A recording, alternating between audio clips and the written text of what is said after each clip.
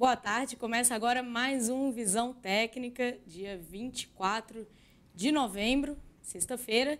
E hoje o convidado do programa é o analista da casa, Rafael Ribeiro. Fiz questão de convidá-lo hoje, depois dele ter acertado. Rafael publica todos os dias no Infomoney, perto das 7 horas da manhã, o Infotrade, com dicas de trade do Ibovespa e também ações que podem gerar oportunidade na Bolsa.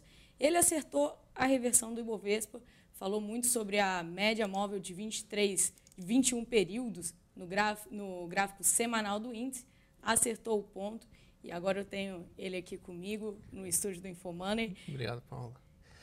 Bom, vamos falar de Ibovespa, né? Antes da gente começar a análise do índice, eu queria deixar um recado para o pessoal. A gente está nas últimas horas da Black Friday do Infomoney, oportunidade de comprar os cursos da casa com 50% de desconto. A promoção vai até meia-noite, até 11h59, né, hoje. Então, ainda tem algumas horas. A gente vai deixar o link, a página está na tela agora para vocês. A produção colocou.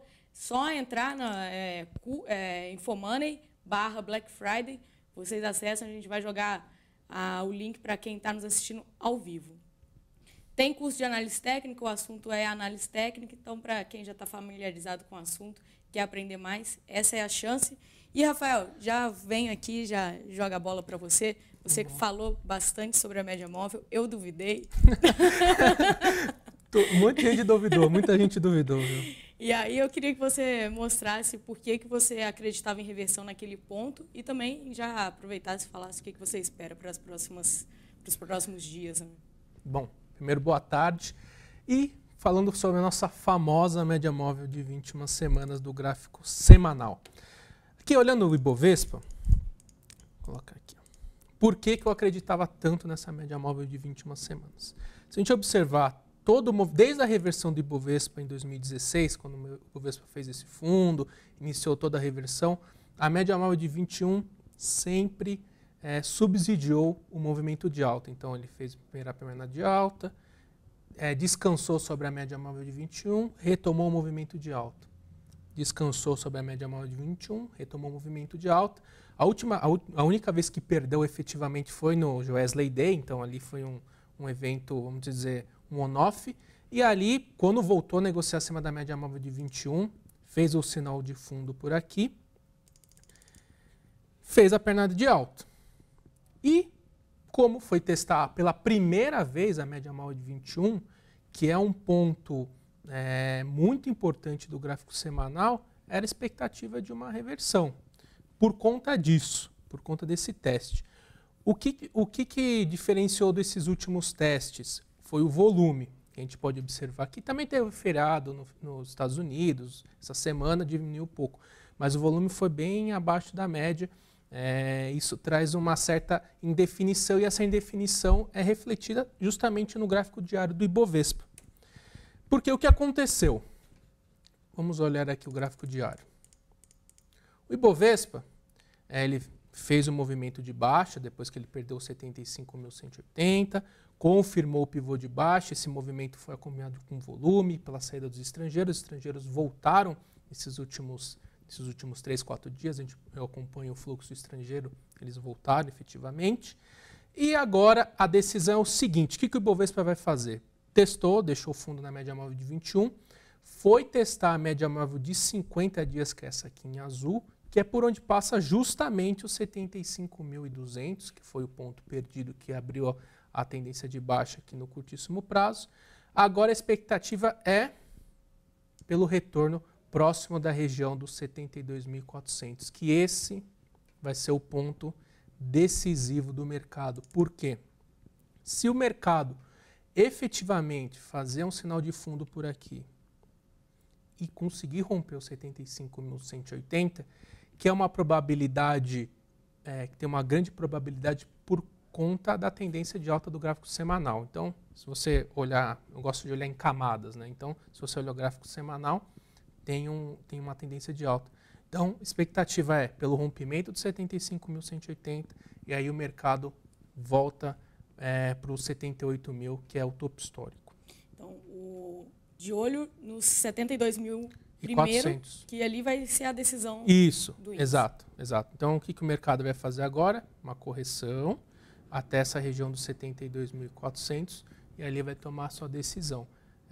Por conta do gráfico semanal, o volume, como eu falei, o volume não é o nosso, que volume muito bom. Não foi o volume muito bom, tanto que o volume na venda foi maior que o volume na compra, se a gente observar. Mas, pela tendência do gráfico semanal, eu ainda fico na compra.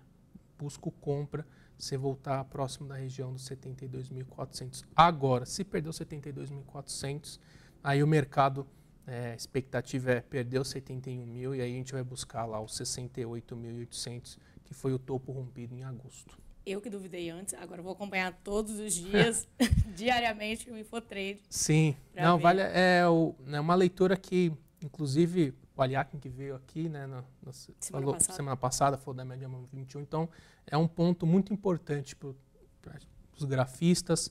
No gráfico é muito importante essa média, por isso que respeitou. E agora, momento de definição, momento que reflete, né, final de ano, o volume perde bastante volume, as férias, então por isso que o mercado ficou congestionado depois desse impulso. Foram quase 3.700 pontos em 4 dias.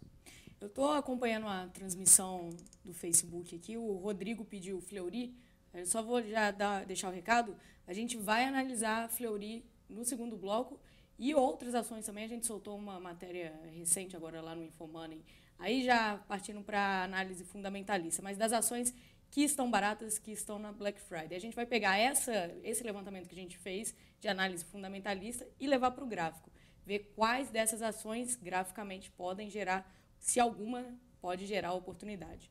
E aproveitar e também comentar sobre esses papéis de Fleury, que eu acabei de ver, uma outra pessoa, o Paulo, também perguntou. A gente vai responder, sim, mas no segundo bloco, então fiquem aí conosco. Antes, a gente vai passar pela análise de dólar também. Sim. Queria que você comentasse. A gente teve dias de forte correção do dólar.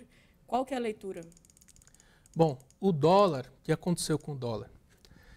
Depois daquela forte alta que aconteceu em outubro, quando foi essa forte alta? Quando o dólar passou esse 3.200, né, o 3.20, passou, deu a compra, iniciou o movimento de reversão e foi testar o 3.346.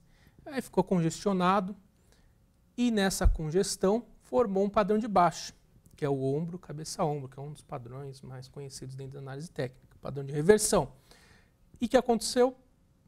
Por conta da ata do Fed, que a ata do Fed foi uma ata bastante pró-estímulo monetário, então a torneirinha da liquidez do Fed segue pulsando, né? Então mais dólar na economia.